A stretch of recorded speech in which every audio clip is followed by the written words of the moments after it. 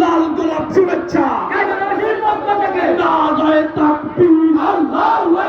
প্রধান অতিথির আগমন সাইকে জন্মের আগমন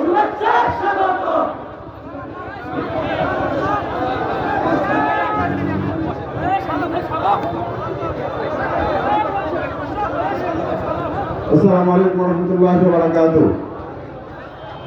ইসলামী আন্দোলন বাংলাদেশ গাইবান্ধা জেলা শাখা কর্তৃক আয়োজিত আজকের এই সমাবেশে অল্প কিছুক্ষণের মধ্যে গুরুত্বপূর্ণ বক্তব্য রাখবেন 24-এর গণবিপ্লবের অন্যতম রাহবার, বাংলাদেশের লাখো কোটি তারুণ্যের আইডল,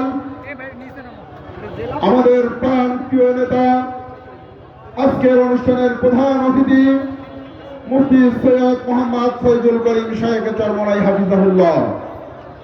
উপস্থিত আছেন মুআজ্জাজ উলামায়ে কিরাম এবং গাইবান্ধার বিভিন্ন অঞ্চল থেকে আগত আগামী ইসলামী বিপ্লবের অগ্রসেনানী সহযোদ্ধা বন্ধুগণ, সংগ্রামী সাথী বন্ধুগণ, আমি বলতে চাই 24-এর গণবিপ্লবের পরে সুন্দর ইসলামী কল্যাণ রাষ্ট্র প্রতিষ্ঠার যে সুযোগ এসছে, গাইবান্ধাবাসীর কাছে জানতে চাই আপনারা কি এই সুযোগটা গ্রহণ করবেন কি করবেন না? সংগ্রামী সহযোদ্ধা বন্ধুগণ, আমরা চাচ্ছি বিগত 53 বছরে যে নীতি এবং নেতার মাধ্যমে বাংলাদেশ পরিচালিত হয়েছে, বারবার এদেশের আপনার জনতাকে ধোঁকা দেওয়া হয়েছে।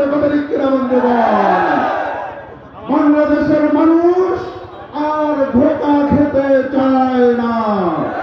আজকে গাইবান্ধার জনতা ঐক্যবদ্ধ হয়েছে। আগামী দিনে আমাদের শাইখের নেতৃত্বে বাংলার সংসদের ইসলামের পতাকা উড্ডীন করার জন্য আমরা আমাদের জীবন দিতে প্রস্তুত রয়েছে।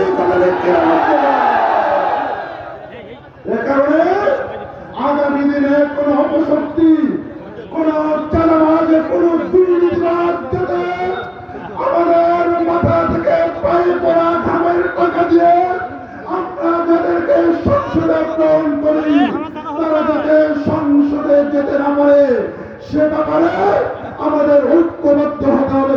বন্ধুগণ, বিশেষ করে আজকে বলতে চাই বাংলাদেশের এখনো লেভেল প্লেইং ফিল্ড তৈরি হয় নাই। নির্বাচনী মাঠ যেভাবে প্রস্তুত হওয়া দরকার সেভাবে প্রস্তুত হয় নাই। বন্ধুগণ, পাশাপাশি বলতে চাই আওয়ামী দুঃশাসন, গণহত্যাকারী শেখ হাসিনা এবং তার দোসররা যে গণহত্যা চালিয়েছে তাদের অবিচার বাংলাদেশে আমরা দেখতে পাচ্ছি না। বন্ধুগণ, এ কারণে আমাদের নেতা পীর সাহেব চরমনাই বলেছেন আগে সংস্কার হতে হবে। সংস্কার ছাড়া যেন তারা কোন নির্বাচনের জন্য বাংলাদেশের ছাত্র জনতাদের মধ্য থেকে 2000 মানুষ প্রাণ বিসর্জন দেয় নাই। বন্ধুগণ, এ কারণে আগে সংস্কার হতে হবে এবং আমরা দেখতে চাই এই সংস্কারের মাধ্যমে আমাদের যে বিষয়গুলো ছিল সেই বিষয়গুলো সংশোধন হতে হবে। পাশাপাশি ঈশ্বর চরমনাই বলেছেন পিআর পদ্ধতিতে নির্বাচন হতে হবে। পিআর পদ্ধতিতে নির্বাচন হলে জনগণের যে আশা আকাঙ্ক্ষা তার বাস্তব প্রতিফলন ঘটবে।